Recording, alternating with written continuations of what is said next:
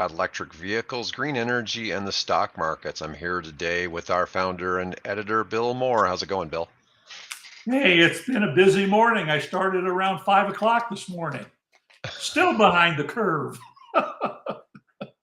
Well, I understand it's a lot to keep the site updated. We got a few things that we want to go over today, and let's start talking a little bit about EVs and politics. And I don't normally want to get into politics too much on this show, but Well, one of my big things is I don't think EVs should be a political discussion at there all. you And go. this is No. where I think things are getting mixed. Somehow we have people pushing really hard on one side to the point the other side saying, hey, if you're pushing that hard, there must be something wrong with this. And in reality, you and I both know in 10 years, gas cars are going to be like horses were when gas cars came out. Yes. And we see that. We see it. And either the big three automakers adopt in some way, Or whether die. it be hybrids or they're just going to get crushed by China. And we sure don't want China taking over the auto industry, or at least not what the United States has. I mean, obviously, Toyota is the dominant world player in the out there, but that's the U.S. is just going to get crushed if they don't do anything. Anyways, go ahead and Yeah, say no, what you wanted to talk about from last night. yeah, the very first question that got brought up in the the second Republican candidate debate was the question of the UAW strike and what role are Biden's electric vehicle push have in that.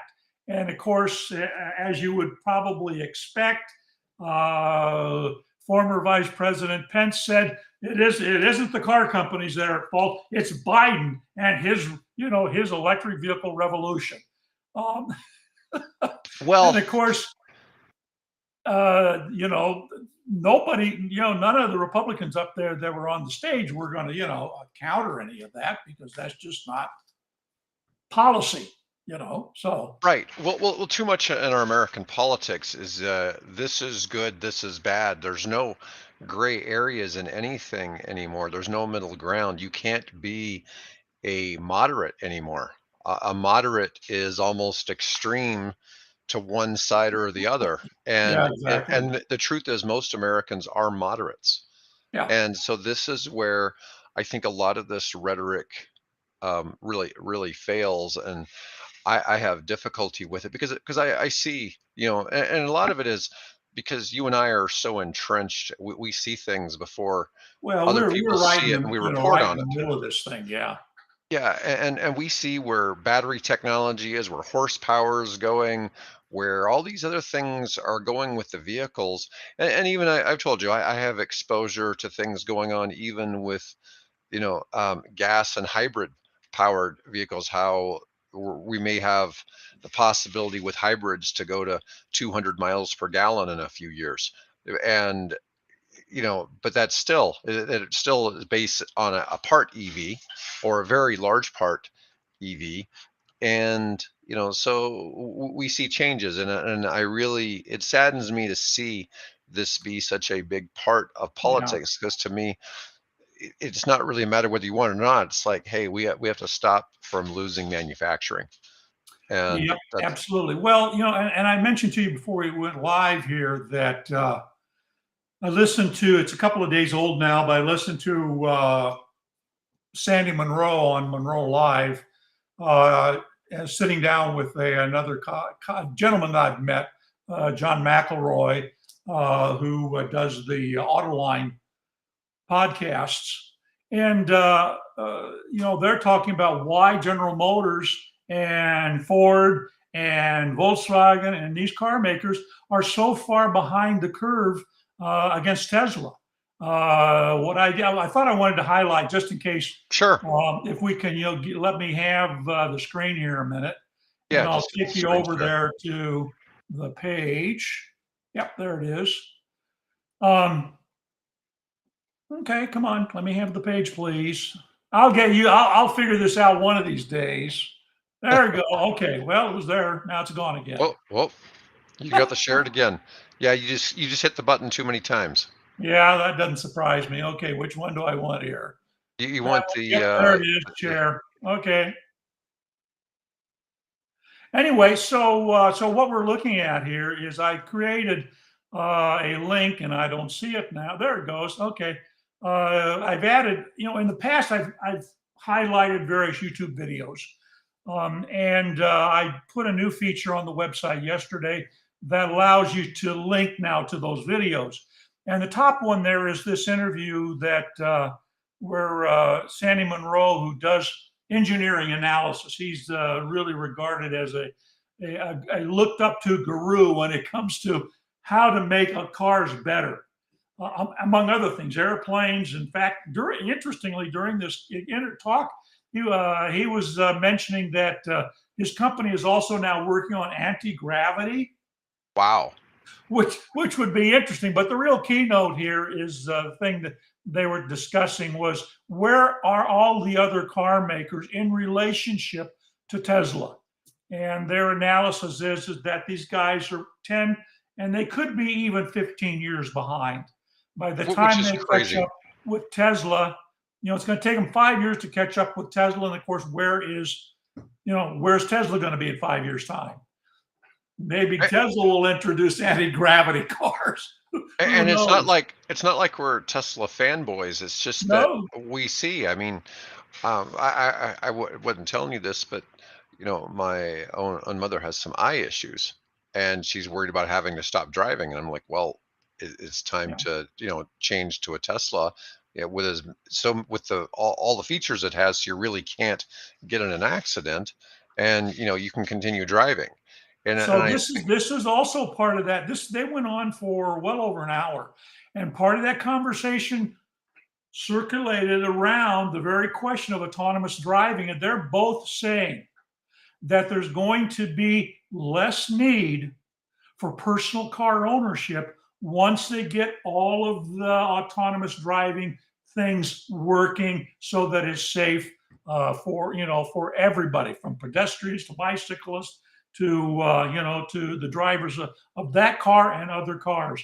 And they said once that happens, there's going to be far less of a need for all of us. I've got, as they point out, I've got two cars parked in my garage, right, and they sit most of the time. I have the electric to do all my running around town.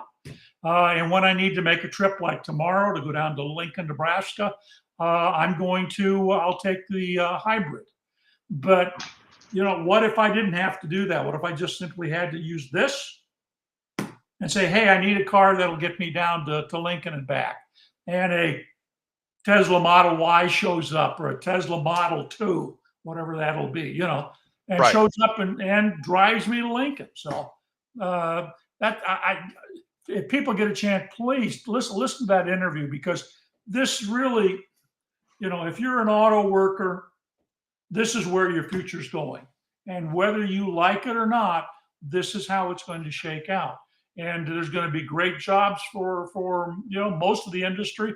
There'll be others that'll have to transition probably to the energy industry, because that's where some of the real growth is going to be.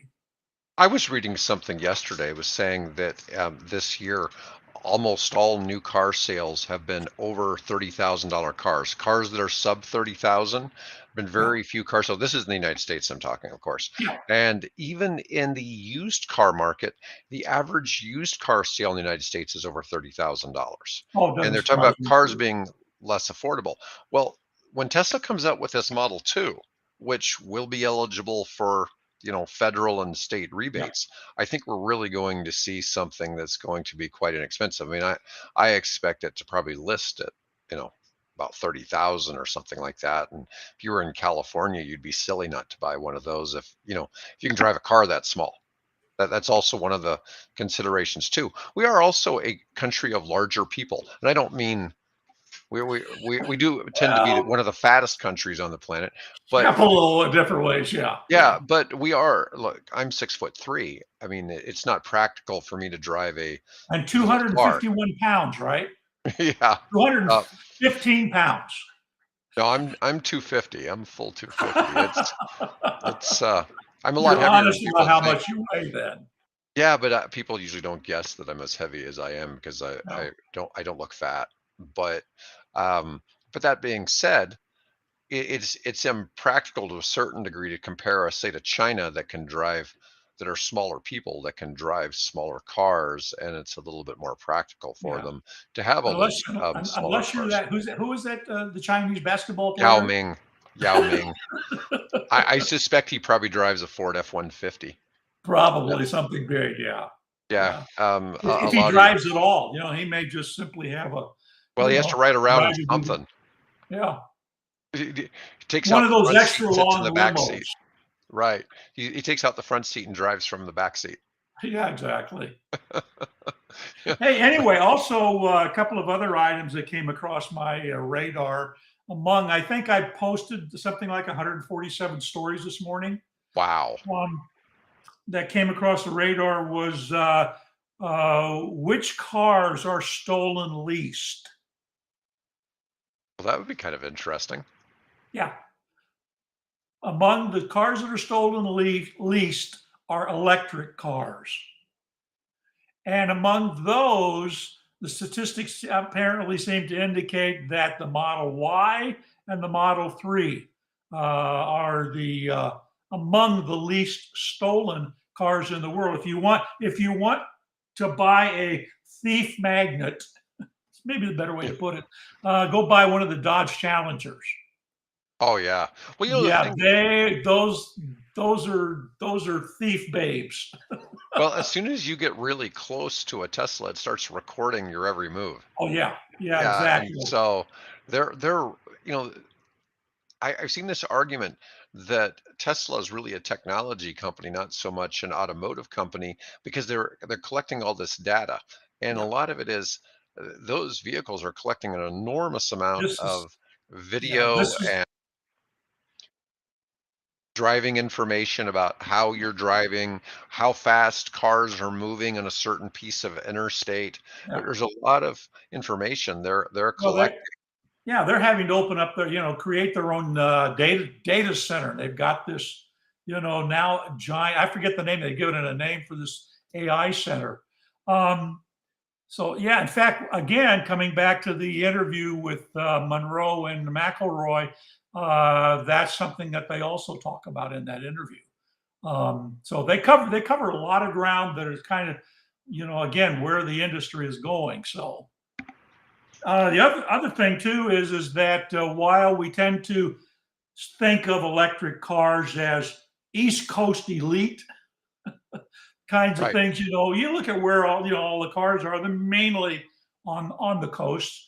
Um, but it's turning out there's a company called Zeta something research, so Zeta Global, that's been doing a study of this, and they're finding now that more and more people that live in what are considered rural areas are now beginning to do research and study and try to understand electric vehicle technology. The president of the company says that they may not buy, an electric vehicle at this point, but he does say that they are beginning now to take an interest in the technology and educate themselves about it. So that we may begin to see that shift, particularly as we get, the more F-150s and Dodge Ram trucks and Chevrolet trucks out there, and Cybertruck Well, whenever that I, appears. I know people that live rurally that are in the construction trades that drive full-size pickup trucks, and they don't get great gas mileage, that's for sure. And they drive anywhere from 500 to 1,000 miles a week. Yeah, And if they were driving like a Cybertruck, they would, be able to charge at home every night.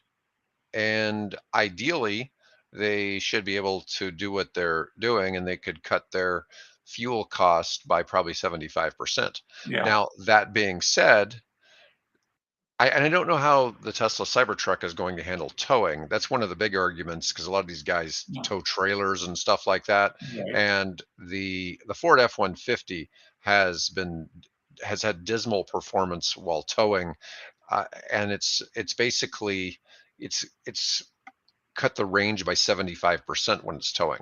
So Well, hopefully yeah, Tesla can address that. that was the one guy, wasn't it?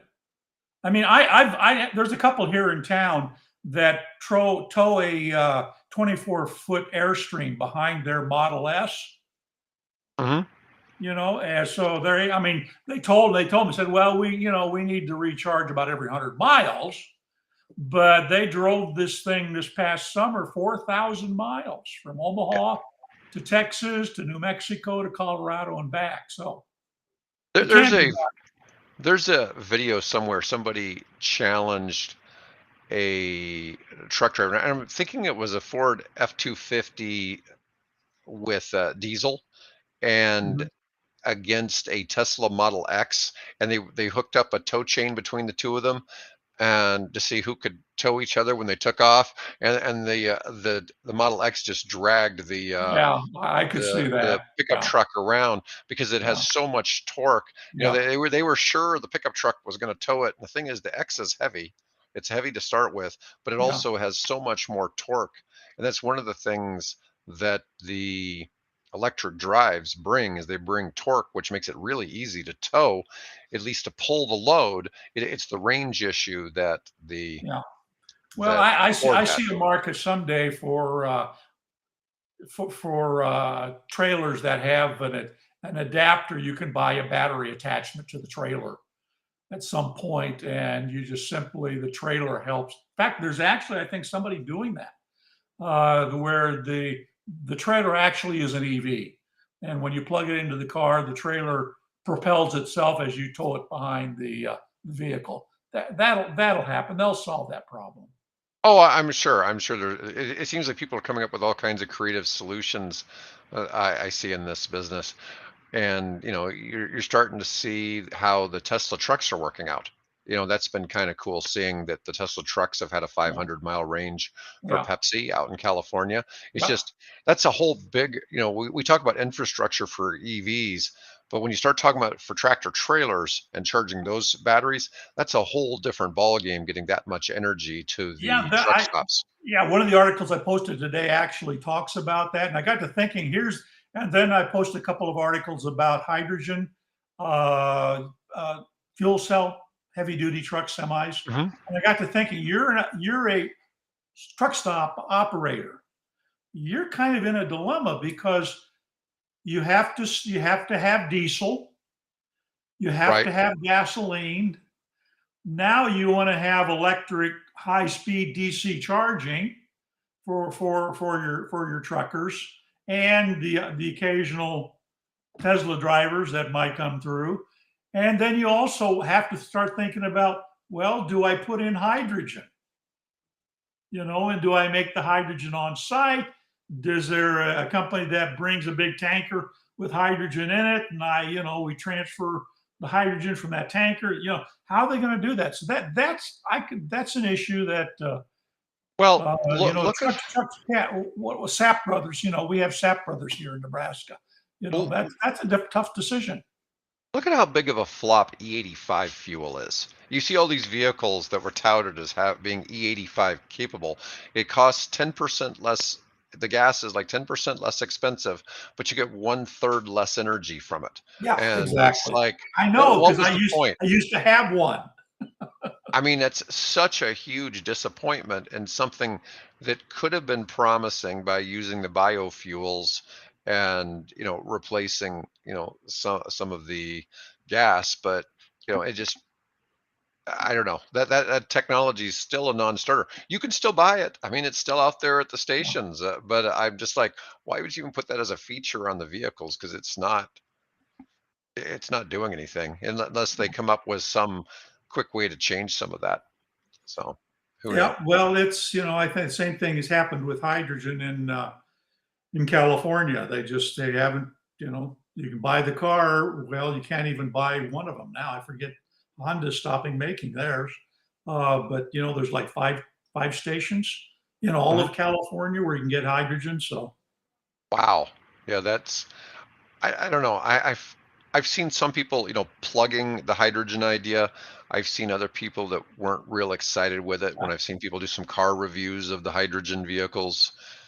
Um, Yeah. Well, I've actually driven the Honda Clarity, Okay. and it, fine car, no problem, except, again, where are you going to get the fuel for it? Where are you going to get the hydrogen for it? So it's tough. And to be honest, there's plugs everywhere. There's not hydrogen everywhere.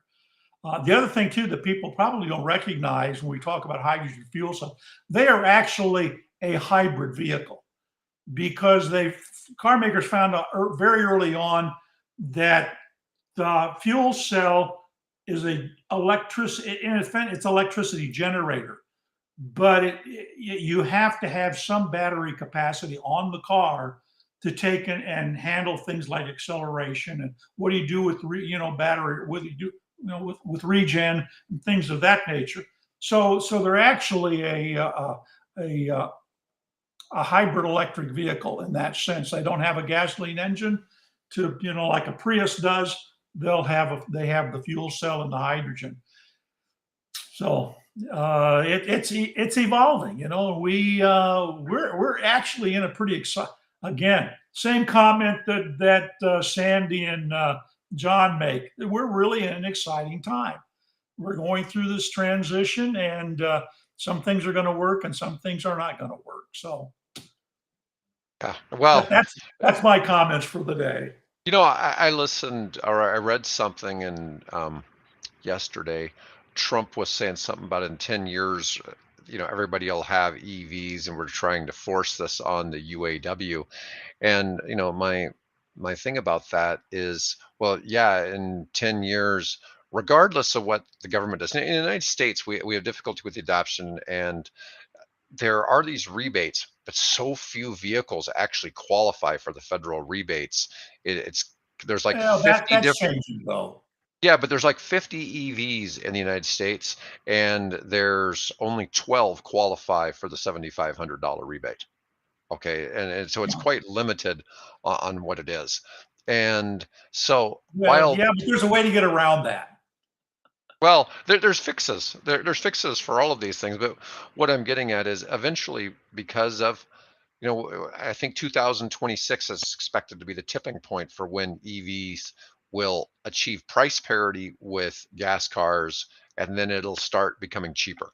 So after 2026, you're going to start seeing electric cars for the same size and specs and all that kind of thing being cheaper, but the electric car is still going to then be cheaper to operate and is going to be faster, and it's going to have a whole lot of little advantages over the gas cars. But anyways, Bill, I think we're out of time for today. Yep. Anyways, Yep. good talk today, All right. and We'll everybody, talk to you next week.